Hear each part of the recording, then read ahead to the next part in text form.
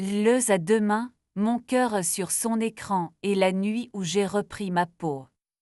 Je m'appelle Elena et j'ai appris des années à écouter le silence des objets.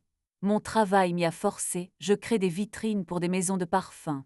Je passe mes journées à faire tenir des flacons dans des bulles de lumière, à épingler des rubans sans les froisser, à choisir la bonne nuance de noir pour que l'or paraisse plus chaud.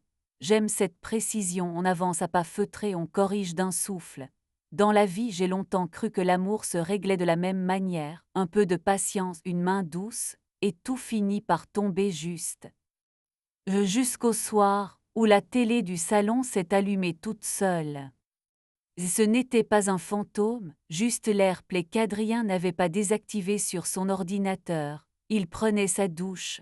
Moi je passais un chiffon sur la table basse encore dans cette manie de luisant quand une fenêtre s'est projetée sur l'écran. Un rectangle blanc, le coin bleu d'une appli de message, un prénom qui m'est tombé dans la gorge comme une pièce froide, D. Et la phrase est à demain mon cœur même heure. Simple, transparent, inutilement doux. J'ai entendu l'eau s'arrêter. J'aurais pu courir, éteindre, faire semblant de rien. Je n'ai pas bougé. Il est sorti de la salle de bain avec sa serviette autour des hanches, a vu l'écran s'est figé comme un enfant pris à voler des biscuits. Il a levé les yeux vers moi, a ouvert la bouche, a tendu une excuse qui n'avait pas encore des mots. J'ai simplement dit « Tu la vois demain ?» Il a fermé la bouche. Il a menti en inclinant la tête, c'est le boulot. J'ai répondu « Alors embrasse-la bien pour la remercier. » Et j'ai quitté l'appli. La nuit a été courte et longue à la fois. Quand on travaille avec les parfums, on finit par faire confiance à son nez plus qu'à son cœur. Au matin, j'ai collé celui-ci à la chemise qu'il avait laissée sur le dossier d'une chaise. Sous notre lessive habituelle se glissait une note sucrée que je ne portais pas, du jasmin un peu vert, du bois lisse, une pointe de poivre blanc, un sillage propre, trop bien élevé pour être innocent. J'ai souri malgré moi. La fidélité a parfois un bouquet, et celui-ci ne m'appartenait pas. Je n'ai rien cassé. J'ai préparé du café en comptant les cuillères comme si le nombre décidait de la fin du monde. Adrien s'est habillé avec lenteur, posé un baiser sur mon front, ce geste d'homme aimable qui s'excuse sans jamais s'avouer. Il a dit à ce soir avec sa voix de vendeur d'images. Il est photographe pour des hôtels. Il sait mettre des gens dans des lits qui ne sont pas les leurs en leur donnant l'impression que la chambre a été construite pour eux. J'ai répondu à ce soir en posant la tasse. J'avais la bouche sèche et les mains très. Je n'ai pas suivi Adrien, je l'ai deviné. Ses habitudes sont des traces dans la neige. Le jeudi, il part Pluton au shoot des façades au lever du soleil. Il dit ça sérieusement, je n'ai jamais eu le cœur de le contredire. Il rentre plus tard avec des yeux qui brillent d'un autre air. Ce jeudi-là, j'ai décidé d'être à un autre endroit avant lui, l'école de danse, au fond d'une cour près du canal. Je n'avais pas prévu d'y aller. Je ne danse pas, je marche droit, j'aligne des objets, j'évite les angles. Mais depuis des mois, j'observais cette porte grille en allant au travail, et je voyais sortir des couples qui riaient encore avec les épaules. Sur l'affiche, un mot me fascinait, tango, pas parce que c'est sensuel bien sûr que ça l'est, mais parce que c'est réglé comme un plan d'éclairage, une science des millimètres. On s'y guide sans se dire, on se parle en poise et en souffle. J'ai poussé la porte. L'odeur du bois ciré m'a accueilli la première, puis celle d'une chaleur humaine propre, savon léger, coton. Au fond, un homme réglait la musique. Il avait des cheveux d'un noir souple, une barbe courte, une façon de bouger qui ne cherchait pas à être vue. Il a levé la tête, m'a souri sans question, s'est approché. « Vous venez essayer ?» J'ai dit oui, et mon oui m'a fait du bien dans la bouche. Il s'appelle Matteo. Il est né à Marseille d'une mère argentine qui lui a appris la marche avant la parole, dit-il en riant. Sa voix une douceur un peu grave, le genre de grave qui ne pèse pas. Dans la glace, j'ai regardé mon reflet me surprendre d'être là, en leggings et t-shirt improbables, cheveux attachés à la hâte. Pas besoin d'expérience, a dit Matteo. Le tango, c'est la façon dont on respire l'autre. Je me suis demandé si j'étais venu ici pour apprendre à respirer. La première heure, je n'ai rien compris, ou plutôt mon corps ne comprenait pas ce que je comprenais. Il disait marque, pivot, axe, des mots que j'aime dans mes vitrines qui refusaient de se loger dans mes genoux. Matho a posé sa main dans le haut de mon dos à l'endroit exact où certaines peurs se perchent. J'ai senti sa paume comme un secret honnête. Ici, a-t-il murmuré, on n'appuie pas, on invite. Nous avons marché en carré très lentement, mes côtes ont fini par bouger au rythme des siennes, et pendant la dernière tanda. Je suis rentrée à la maison avec un sac plein d'un parfum inconnu, le mien peut-être, qui revenait. Adrien n'était pas là. Une note sur la table manuscrite, Adrien n'écrit jamais, Réu prolongé ne m'attend pas. Ah, je l'ai lu à voix basse. Le A me donnait presque envie de sourire, c'était la première lettre de mon prénom, aussi. Je me suis préparé des pâtes, j'ai mis du beurre salé, j'ai mangé debout. J'ai pris une douche plus longue que d'habitude, j'ai regardé la buée sur le miroir effacer mon visage puis le fait. Les jours suivants ont pris une cadence nouvelle. Le matin, je choisissais des rubans. Le soir, je suivais une ligne invisible dans une salle qui sentait le bois.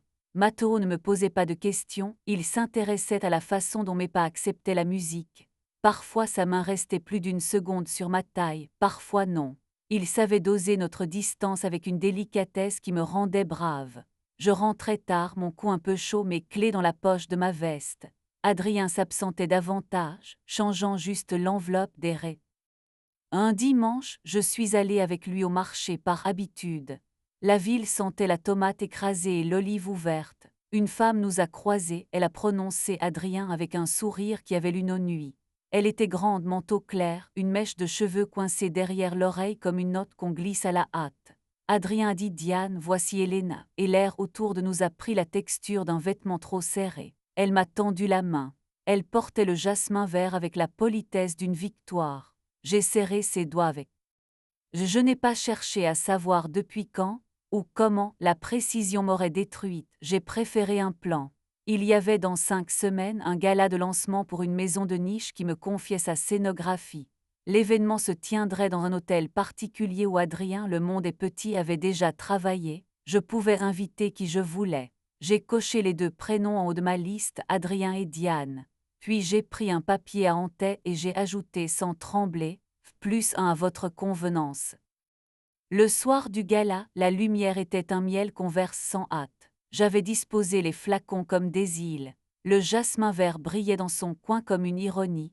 Matho, oui, Matho était venu éventuellement si tu as besoin de bras. J'avais eu besoin de sa présence sans le dire. Il portait un costume bleu nuit, et sa barbe avait l'air d'une promesse tenue. Il a traversé la salle avec cette façon de respirer qui me remet d'aplomb. Magnifique, a-t-il murmuré. Sa main a frôlé mon coude sans en faire un drame.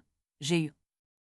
Adrien est arrivé au bras de Diane. Je les ai vus avant qu'ils ne me voient. Je me suis approchée, j'ai embrassé Adrien sur les 2 joues très léger, j'ai serré la main de Diane avec la même douceur que la première fois. J'ai présenté Matho comme un ami qui m'aide à ne pas tout prendre au sérieux.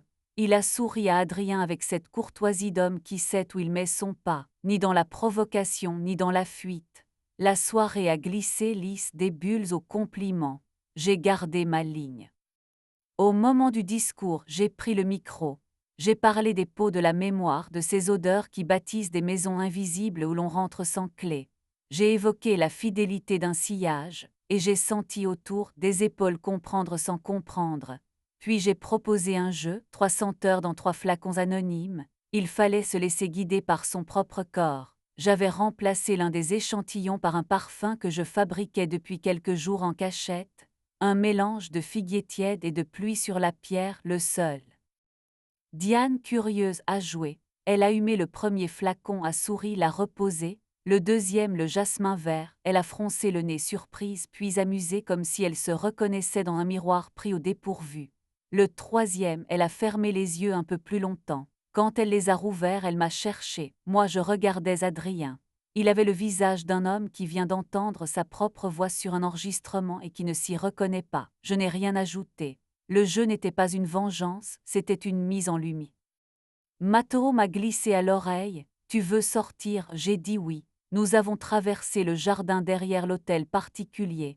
L'air avait une fraîcheur de drap propre. Les lanternes dessinaient des halos discrets sur le gravier. Je me suis tournée vers lui. Il a attendu. J'ai posé mes mains sur sa poitrine. Ses doigts ont trouvé ma nuque. Le baiser n'a pas été un vol. C'était une phrase commencée depuis des semaines qui trouvait enfin sa grammaire. J'ai senti mes genoux s'alléger, mon dos se creuser avec justesse. rien d'explosif, rien de... Quand nous sommes revenus, Adrien m'attendait près du vestiaire. Ses yeux étaient rouges d'une fatigue qui n'était pas que du vin. On peut parler demain, a-t-il demandé. J'ai hoché la tête. Chez moi, ai-je précisé. Il a compris. Il a serré les lèvres comme on serre un nœud qu'on devrait défaire. Diane, derrière, faisait semblant de vérifier un message. Elle portait le jasmin sans plaisir. Le lendemain, Adrien est venu avec un sac. Il n'a pas nié, n'a pas imploré, n'a pas menacé. Il s'est assis et m'a regardé comme on regarde quelque chose qu'on a trop cru acquis. J'ai merdé, a-t-il dit. Je croyais que c'était une parenthèse, je me suis retrouvé à vivre dedans. J'ai hoché la tête. Moi, je n'ai plus envie d'écrire en marge. Il a avalé sa salive. Tu as quelqu'un? La question était honnête. J'ai cherché mes mots. J'ai moi, et j'ai du respect. Il a soufflé du nez un rire sans joie. Alors c'est fini. Non. Il n'y a pas eu de grand fracas, pas de scène, juste une succession d'objets qui ont changé de place. Sa brosse à dents, mes habitudes, nos draps. J'ai déménagé 3 semaines plus tard dans un appartement qui donne sur un marronnier. Le matin, les feuilles filtrent la lumière comme un rideau qu'on n'ose pas ouvrir d'un coup.